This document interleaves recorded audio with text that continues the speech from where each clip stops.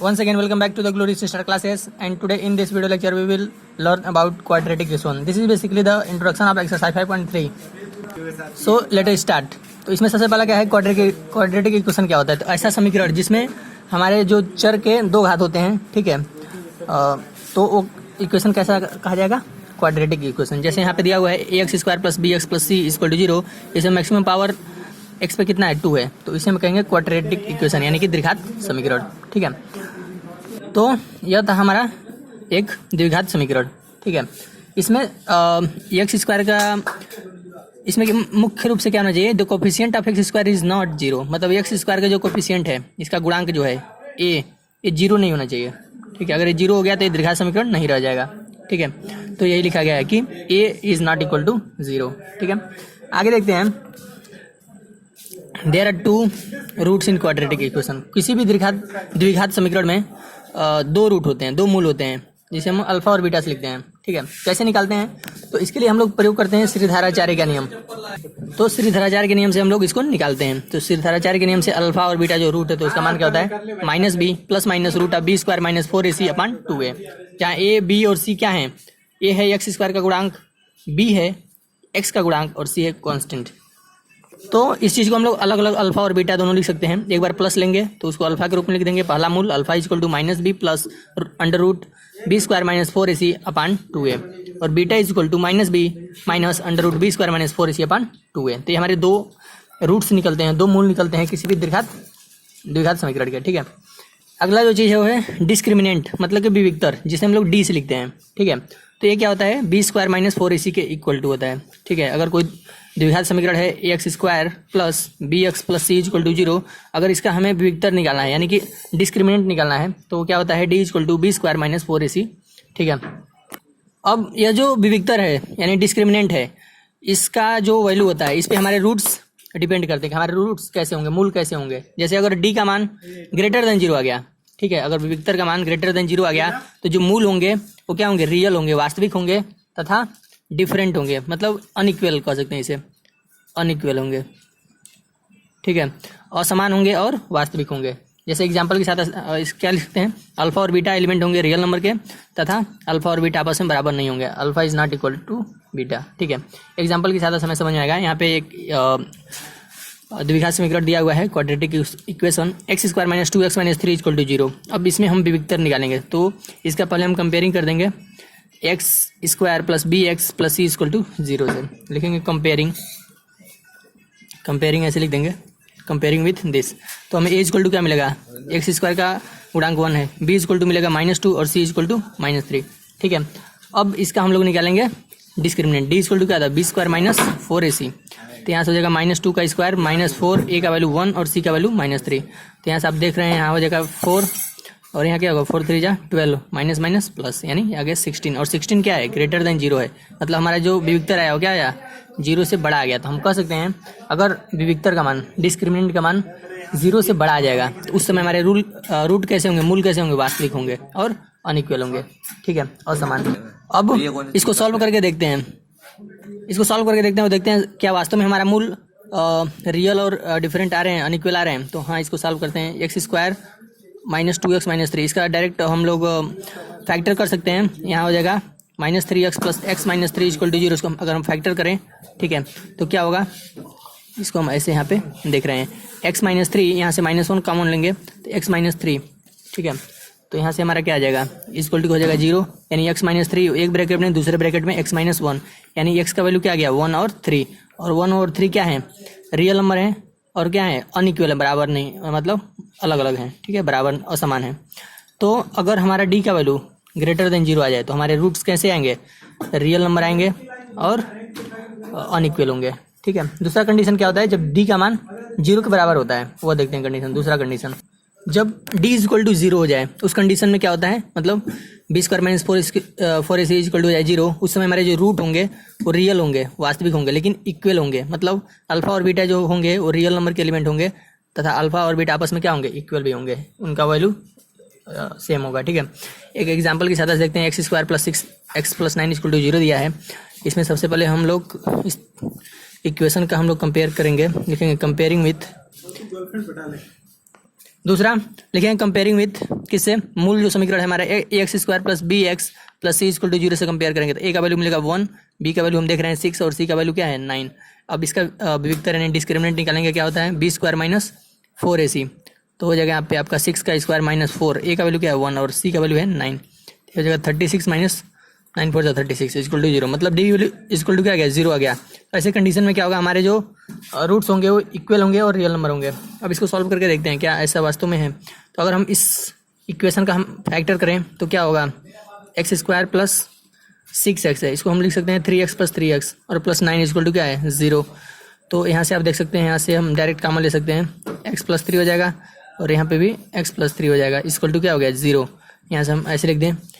अब दोनों ब्रैकेट क्या होंगे x प्लस 3 के, x प्लस 3 इक्वल टू 0 और x प्लस 3 इक्वल टू 0, यानी x का वैल्यू क्या आ गया -3 x के दोनों मान क्या हैं बराबर आए, मतलब हमारे जो मूल आ गए हैं दोनों बराबर हैं, इक्वल हैं, ठीक है, तथा रियल नंबर के एलिमेंट है। -3 भी रियल नंबर है और दोनों -3 हैं और दोनों रियल नंबर हैं, ठीक है। तो ऐसे हम लोग निकालेंगे। तीसरा कंडीशन क्या होता है, जब d का वैल्यू हमारा डिस्क्रिमिनेंट 0 से छोटा हो जाए। ऐसे कंडीशन में क्या होता है कि रूट हमारे इमेजिनरी हो जाते हैं, काल्पनिक, ठीक है। तो हमारे क्या हो जाएंगे, रूट्स जो हैं काल्पनिक मिलेंगे तथा अनइक्वल मिलेंगे, मतलब असमान। किस कंडीशन में, जब हमारा जो d है यानी डिस्क्रिमिनेंट है लेस देन 0 हो जाए, ठीक है, उस कंडीशन में क्या होगा, हमारे जो रूट्स होंगे इमेजिनरी होंगे तथा असमान अनइक्वल होंगे, ठीक है। यानी alpha and beta is element of imaginary number, जिसको आई से रिप्रेजेंट करते हैं, and alpha and beta is not equal to each other. Second thing, अब इसका एग्जांपल देखते हैं। x² plus 2x plus 6 is equal to 0 है। अब इसमें अगर हम क्या करें, कंपेयरिंग करें, लिखेंगे कंपेयरिंग, किसे कंपेयर कर रहे हैं, एक मूल समीकरण है हमारा जो द्विघात समीकरण है उसका मूल समीकरण ax² plus b x plus c equal to 0। तो हमारा a का वैल्यू क्या मिलेगा 1, b का वैल्यू 2 और c का वैल्यू 6। अब इसका हम सबसे पहले डिस्क्रिमिनेंट निकालेंगे। डिस्क्रिमिनेंट इक्वल टू क्या था b² माइनस 4ac, यहाँ से b का वैल्यू क्या हो जाएगा 2 का स्क्वायर माइनस 4, a का वैल्यू क्या है 1 और c का वैल्यू क्या है 6, ठीक है। तो यहाँ से आपका हो जाएगा 4 माइनस 24, यानी 4 में से 24 जाएगा तो -20, यानी ये जो वैल्यू है कितना है 0 से। तो यहाँ पे d का वैल्यू क्या गया -20 से, जो कि 0 से क्या है 0 से छोटा है, ठीक है। तो इस कंडीशन में हमारे रूट्स कैसे आने चाहिए, यहाँ बताया गया कि अगर d से छोटा है तो रूट्स आएंगे इमेजिनरी तथा अनइक्वल। तो अब हम इसे निकाल कर देखते हैं, इसको डायरेक्ट यहाँ से हो जाएगा x² plus 2x plus 6 equal to 0। इस इक्वेशन का फैक्टर नहीं होगा तो इसे सिद्धाचार्य के नियम से लगाएंगे। सिद्धाचार्य का नियम क्या कहता है, हमें पता है कि अल्फा और बीटा जो मूल होते हैं वो किसके बराबर होते हैं, -b plus minus √b² minus 4ac अपान 2a, ठीक है। तो इसमें इसका वैल्यू रखेंगे, तो b का वैल्यू है 2 plus minus √b² minus 4ac। यहाँ का वैल्यू रखने की आवश्यकता नहीं है, डायरेक्ट d का मान हमारा जो b² माइनस 4ac का वैल्यू आया है -20, डायरेक्ट यहाँ पे हम क्या लिख सकते हैं -20 लिख सकते हैं अपान 2 इंटू a का वैल्यू कितना है, a का वैल्यू है 1, कंपेयर करके हमें पता चला है। तो यहाँ सब क्या इतना आ गया। अब यहाँ पे क्या होगा -2 प्लस माइनस, अब अंडर रूट में -20 है तो उसको लिख सकते हैं -1 अंडर रूट में -1 इंटू अंडर रूट में 20, ऐसा कुछ लिख सकते हैं, ठीक है। अंडर रूट में 20 को भी फैक्टर कर सकते हैं, अपान ए नीचे हो गया 2, ठीक है। तो इसको हम लिख सकते हैं अंडर रूट 20 को 2 इंटू 5, ठीक है। यहाँ पे आप यहाँ पे दिखाई नहीं दे रहा है, इसको यहाँ पे लिख सकते हैं। अल्फा और बीटा जो हमारे रूट आ गए क्या आ गए -2 प्लस माइनस अंडर रूट -1 लिख दिए, 20 को हमने तोड़ दिया माइनस अंडर रूट -1 और अंडर रूट 20 में अंडर रूट 20 को लिखेंगे 2 इंटू 5, ठीक है, अपान क्या है 2 है। यहाँ से आपका क्या हो जाएगा -2 प्लस माइनस रूट ऑफ -1 का मान होता है i। हमने कॉम्प्लेक्स नंबर में भी जस्ट वाले एक्सरसाइज में पढ़ा था कि i इक्वल टू क्या होता है अंडर रूट -1, ठीक है। तो इसके जगह पे हम लिख सकते हैं i और यहाँ पे 2 हो जाएगा अंडर रूट 5, इसका पेयर बन रहा है बाहर आ जाएगा, ठीक है। अपन क्या हो जाएगा 2 और दोनों में से 2 को कॉमन ले लेंगे तो क्या बचेगा -1 प्लस माइनस i√5 अपान 2 से 2 क्या हो गया कैंसिल हो गया। तो यहाँ पे आपके जो मूल मिले जो रूट मिले वो क्या मिले काल्पनिक मिले, क्यों, क्योंकि इसके साथ i है, i क्या है इमेजिनरी नंबर है।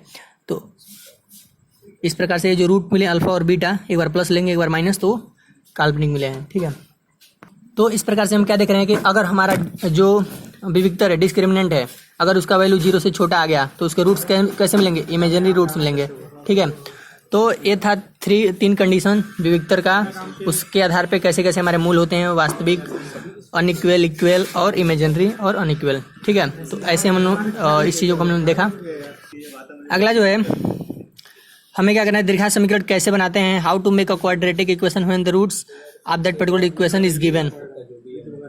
दीर्घात समीकरण को कैसे हम लोग बनाते हैं। अगर किसी समीकरण के दो रूट हैं अल्फा और बीटा, अगर कोई समीकरण है उसके दो मूल दिए हुए हैं अल्फा और बीटा, तो कैसे दीर्घात समीकरण बनाते हैं ये चीज़ हमें सीखना है। ठीक है, तो अगर हमारे पास दो मूल हमें पता है अल्फा और बीटा, तो उसका जो दीर्घात समीकरण कैसे बनेगा, एक्स स्क्वायर माइनस ब्रैकेट में alpha plus beta into x plus alpha into beta. मतलब यहाँ पे क्या है, एक्स स्क्वायर माइनस ब्रैकेट में सम ऑफ द रूट्स, मतलब मूलों का योगफल into x plus alpha into beta, यानी product of the root. Product मतलब होता है गुणनफल।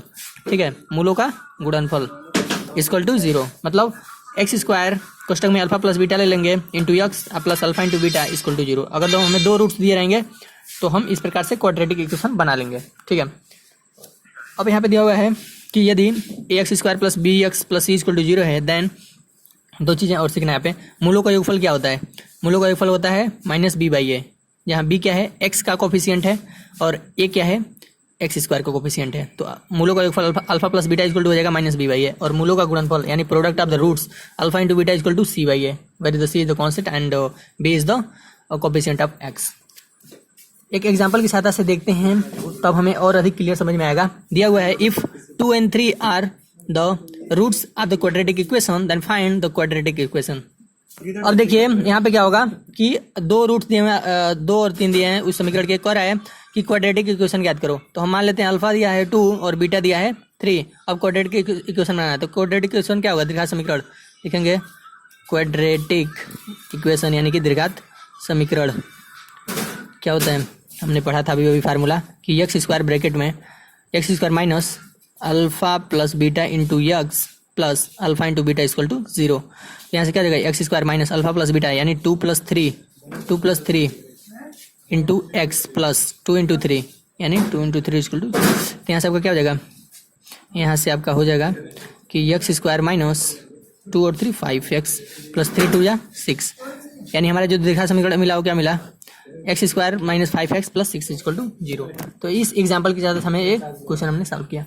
तो यहाँ पे क्या दिए हुए थे, दो हमें रूट दिए हुए थे, मूल दिए हुए थे, उसकी सहायता से हमने क्वाड्रेटिक इक्वेशन बनाया इस फार्मूले की सहायता से, जिसको हमने ऊपर पढ़ा था।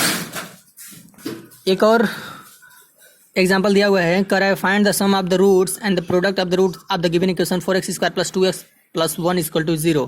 तो सबसे पहले हम क्वाड्रेटिक इक्वेशन को लिख देते हैं यहाँ पे सोल्यूशन में।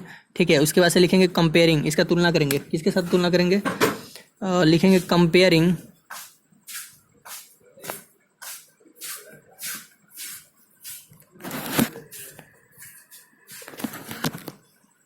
लिखेंगे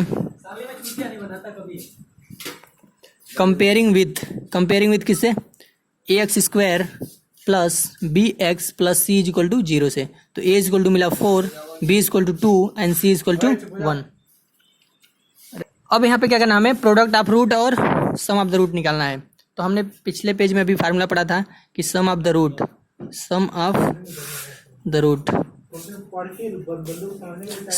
यानी मूलों का योगफल क्या होता है, मूलों का योगफल लिखते हैं अल्फा प्लस बीटा, किसके बराबर होता है, माइनस बी बाई ए, यानी माइनस 2 बाई ए का मान क्या है 4 है। तो यहाँ से आपका क्या हो जाएगा माइनस 1 बाई 2। तो यहाँ से आपका आ गया मूलों का योगफल alpha plus beta equal to आ गया माइनस 2 बाई ए। और पूछा है प्रोडक्ट ऑफ द रूट यानी मूलों का गुणनफल, प्रोडक्ट ऑफ द रूट्स। ठीक है, तो यहाँ से हो जाएगा अल्फा इंटू बीटा होता है सी बाई ए, सी का वैल्यू क्या है 1 है और बी का वैल्यू क्या है, ए का वैल्यू क्या है 4 है, तो यानी 1 बाई क्या हो जाएगा 4, यानी अल्फा इंटू बीटा क्या आ गया 1 ऑफ द 4, यानी अल्फा प्लस बीटा निकल गया अल्फा इंटू बीटा, यानी सम ऑफ द रूट्स और प्रोडक्ट ऑफ द रूट दोनों निकल गए। यहाँ पे एक चीज़ और टॉपिक हमें कवर करना है, यहाँ पे दिया है rational and irrational roots of the quadratic equation. ठीक है, परिमेय और अपरिमेय मूल, किसी दीर्घात समीकरण के परिमेय मूल क्या है और परिमेय मूल क्या कब होंगे ये हमें बताना है। जैसे मान लीजिए हमारे पास कोई क्वाड्रेटिक इक्वेशन है a x square plus b x plus c equal to 0। अगर ए बी सी तीनों क्या हैं, रेशनल नंबर हैं। ठीक है, एलिमेंट ऑफ क्यू से क्या कहते हैं, रेशनल नंबर। रेशनल नंबर क्या होता है, जिसको पी बाई क्यू के फॉर्म में लिख सकते हैं। ठीक है, तो ए और बी, ए बी सी तीनों हैं रेशनल नंबर के एलिमेंट, ठीक है। अगर उस समय बी स्क्वायर माइनस 4ac यानी जो विविक्तर है उसका मान एक परफेक्ट स्क्वायर है, यानी यदि बी स्क्वायर माइनस 4ac एक परफेक्ट स्क्वायर है, पूर्ण वर्ग है, ठीक है, तो उसके जो रूट होंगे वो क्या होंगे, रेशनल होंगे, यानी कि परिमेय होंगे, ठीक है, और अनइक्वल भी होंगे, ठीक है। दूसरा, अगर इसी कंडीशन में, इसी समीकरण में अगर ए बी सी तीनों परिमेय संख्या के एलिमेंट हैं, लेकिन अगर b square minus 4ac not a perfect square, पूर्ण वर्ग नहीं है, पूर्ण वर्ग नहीं है, ठीक है, अगर पूर्ण वर्ग नहीं है उस कंडीशन में क्या होगा, जो रूट होंगे वो इर्रेशनल होंगे, यानी कि अपरिमेय होंगे और अनइक्वल होंगे, असमान, अपरिमेय होंगे और असमान होंगे, ठीक है। तो दो कंडीशन थे, अगर हमारा जो विविक्तर है वो परफेक्ट स्क्वायर आ गया, ठीक है, परफेक्ट स्क्वायर आ जाएगा तो क्या हो जाएगा, अगर परफेक्ट स्क्वायर आएगा तो हमारे जो रूट्स होंगे वो रेशनल होंगे, अगर परफेक्ट स्क्वायर नहीं आया तो रूट क्या होंगे, इरेशनल होंगे, ठीक है। तो ए एक ऐसा कंडीशन था, और ए और बी, ए बी सी तीनों जो ये कोफिशिएंट हैं ये रेशनल नंबर होने चाहिए, मतलब पी बाई क्यू के फॉर्म में लिखे जाने चाहिए, ठीक है, ऐसे होने चाहिए। तो यह था पूरा इस वीडियो लेक्चर में इतना ही। इसमें हम लोगों ने क्वाड्रेटिक इक्वेशन कैसे बनाते हैं ये सीखा, ठीक है, उसको कैसे सोल्यूशन करते हैं ये सीखा, डिस्क्रिमिनेंट सीखा, रेशनल और इरेशनल रूट सीखा लास्ट में, ठीक है, प्रोडक्ट ऑफ द रूट और सम ऑफ द रूट भी सीखा। तो इस वीडियो लेक्चर में हम लोगों ने इतनी सारी चीज़ सीखा। अगले वीडियो लेक्चर में 5.3 का हम लोग क्या करेंगे, उसका एक्सरसाइज सॉल्व करेंगे, ठीक है। तो अगले वीडियो लेक्चर में हम लोग मिलते हैं।